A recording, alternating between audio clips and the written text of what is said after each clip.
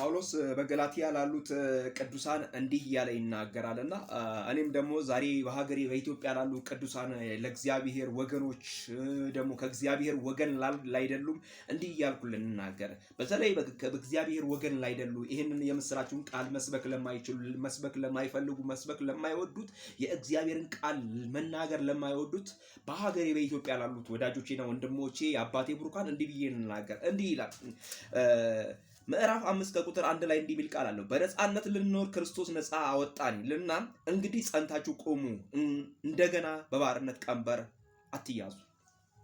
በነጻነት ልንኖር ክርስቶስ በመስቀል ላይ ተሰቅሎ የኛን ዕዳ ከፍሎልን ስለኛ ሞተልን፣ እኛን ዋጀንና በደሙ ዋጀንና እርግማን በሚሰቀልበት ሙት ሌባ በሚሰቀልበት በዚያ ስርዓት ላይ ክርስቶስ አልፎ ስለኛ ስለናንተ ተሰቅሎ ክርስቶስ እኛን በነጻነት ልንኖር ነጻ አወጣን። ከምን? ከኃጢአት ባርነት፣ ከዘር እርግማን፣ ከዘር ማንዘር እርግማን ሲወራረድ ከሚመጣ ከአምልኮ ከስርዓት አምልኮ መንፈስ ሊያወጣን ክርስቶስ ስለኛ ተሰቀለና እኛን ነጻ አወጣን።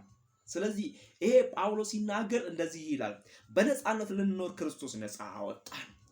እንግዲህ ጸንታችሁ ቆሙ። በማን? በእግዚአብሔር በራሱ ጸንታችሁ ቆሙ። ዳግም በባርነት ቀንበር አትያዙ። ምክንያቱም ዳግም በባርነት ቀንበር ከተያዛችሁ ቆንጆ አይደለም። በነጻነት ወጣችሁ ጌታ ኢየሱስ ክርስቶስ የግል አዳኝ አድርጋችሁ ደሙ ተከፍሎላችሁ ጌታ ኢየሱስ ክርስቶስ የእናንተ አምላክና አባት ሆኖ እናንተ መስክራችሁ ከእንደገና ወደዚህ መጣችሁ ይሄን ጌታ ተናግራችሁ ከእንደገና ደግሞ በባርነት ቀንበር አትያዙ እያለ ይናገራል። ዛሬ በምስራቅ በምዕራብ በሰሜን በደቡብ የምትኖሩ የአባቴ ብሩካን ይሄ ወንጌል ያልተገለጠላችሁ የምስራቹን ወንጌል ሲነገራችሁ ማትወዱ እንዲህ ልበላችሁ፣ ክርስቶስ ነፃ ያወጣል፣ ነፃ አወጥቷችኋል። ስለዚህ ኑ ይህንን ወንጌል የመዳንን ወንጌል ተቀበሉ። ጌታ ለዘላለም ይባረክ። ምህረቱን፣ ቸርነቱን፣ በጎነቱን፣ መልካምነቱን ያደረገ ጌታ ለዘላለም ይባረክ። ሃሌሉያ! ኢየሱስ ጌታ ነው። ሃሌሉያ!